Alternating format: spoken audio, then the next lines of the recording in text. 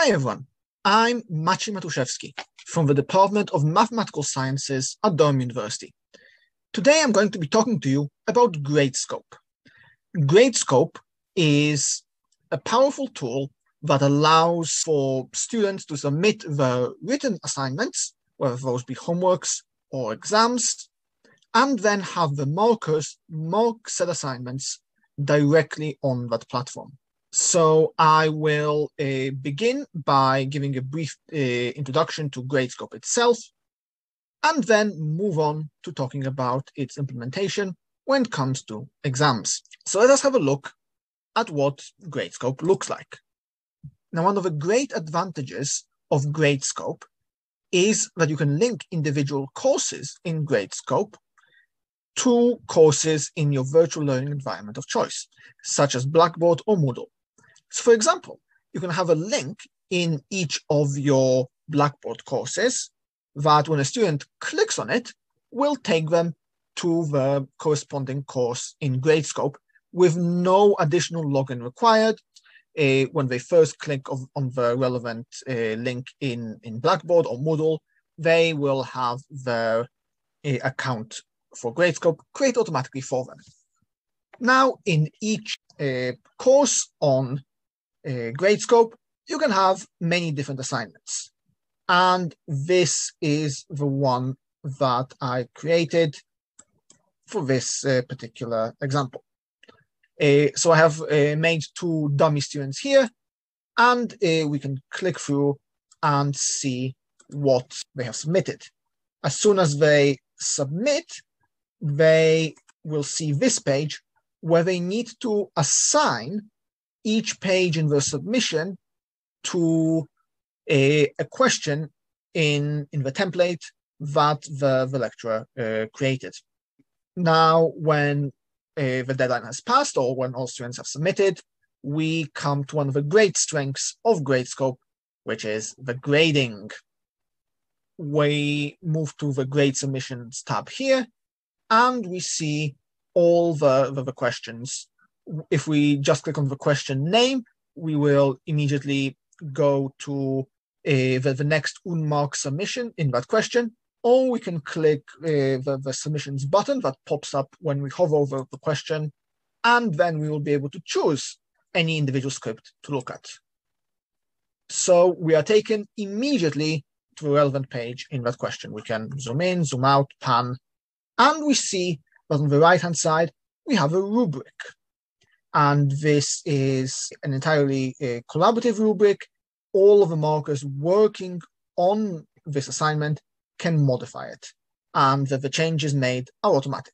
So there are different types of rubric. You can have a subtractive rubric, where the default is that the student gets 4 points, but we can subtract points if they made a specific error. If they made 2 errors, we can give them a further subtraction, and so on.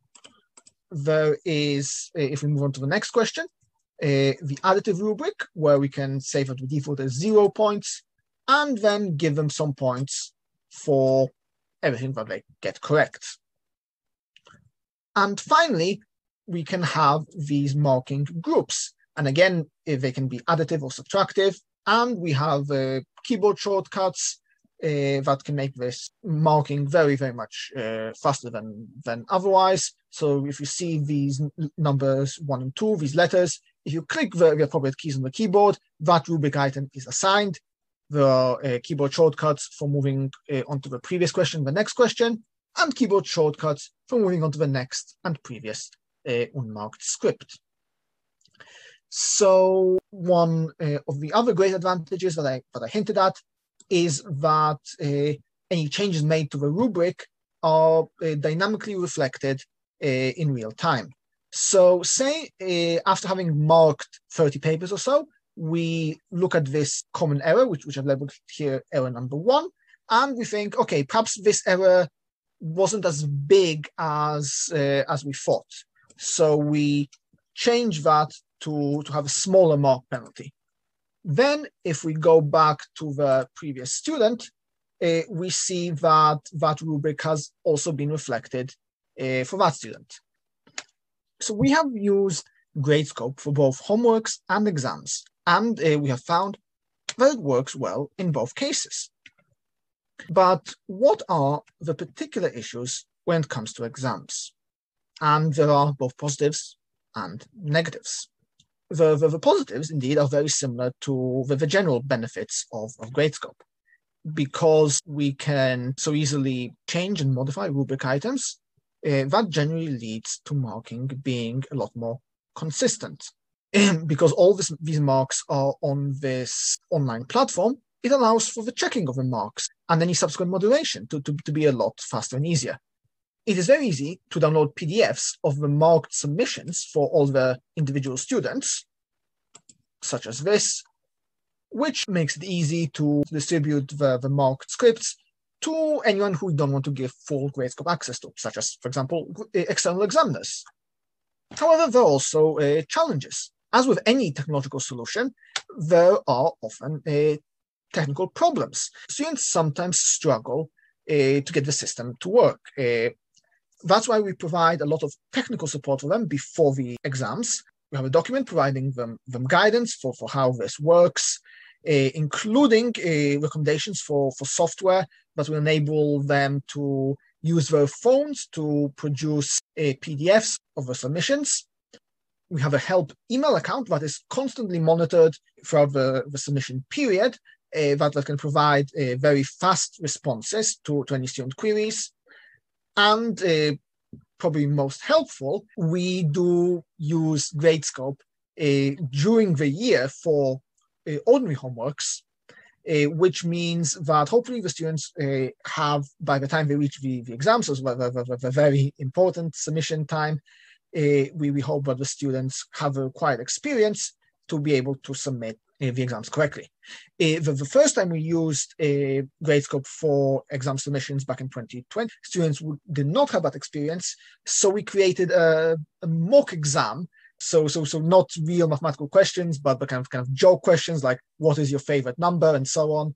And that allowed us to do a very quick check through all of those submissions just to make sure that students understood what was required and were familiar with the system. The other big problem is anonymity.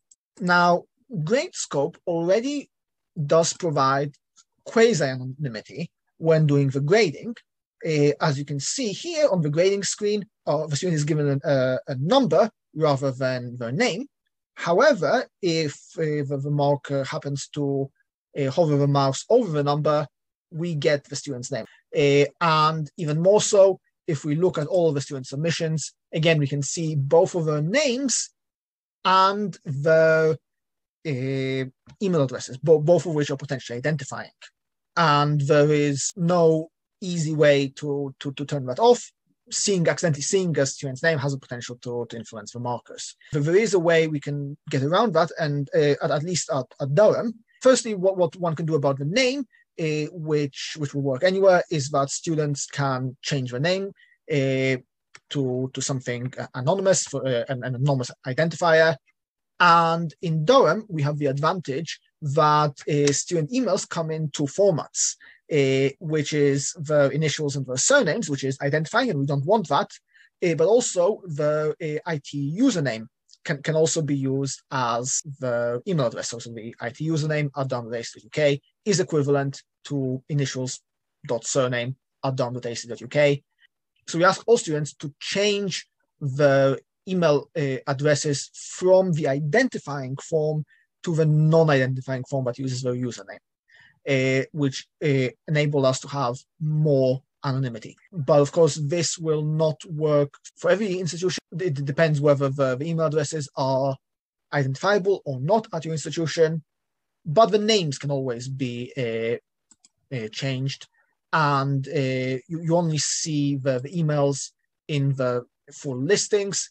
If you look at the actual script, you just see the names, and as I said, the names can be very easily anonymized.